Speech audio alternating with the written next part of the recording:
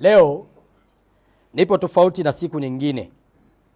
Nimesimama mbele yenu waandishi wa habari, si kwa furaha, bali ni kwa huzuni kubwa moyoni mwangu, kwani uchaguzi uliopita ambao ulikuwa na matokeo mazuri kwa chama chetu umeambatana na fujo na vurugu ambazo zimeacha alama za maumivu na hasara kubwa. Na katika hili nina huzuni kubwa zaidi kuhusu jukumu la vijana wetu ambao tunaamini kuwa ni nguzo na nguvu kazi ya taifa katika uzalishaji. Sasa wamehusika katika vitendo hivi vya kufanya fujo na vurugu.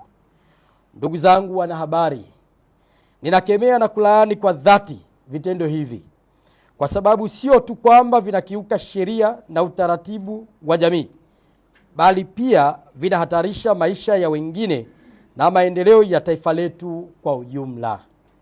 Lakini naumia zaidi kuona vurugu hizo zikiratibiwa na vijana wenzetu ambao wengi hawapo Tanzania na baadhi sio raia wa Tanzania ama wa nchi yetu ama taifa letu tena, na huenda hawatarudi tena hapa nchini.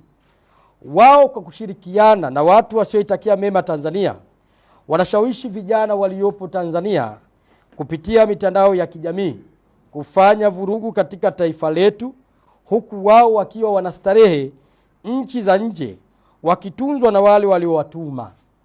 Nchi yetu wanaichoma moto huku wao wakipokea malipo. Bahati mbaya sana, waliwaribuni vijana waliokuwa na nia njema, wakidhani ni kusanyiko la halali kueleza maoni yao, lakini kumbe wenzetu walikuwa na nia mbaya.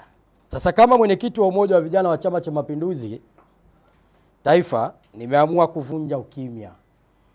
Hivyo kuamua kuzungumza na kutoa ya moyoni, lakini pia kutoa maoni yetu kama jumuiya ya vijana juu ya matukio ya uvunjifu wa amani ya tarehe 29 mwezi wa 10 2025 na tarehe 30 mwezi wa 10 2025.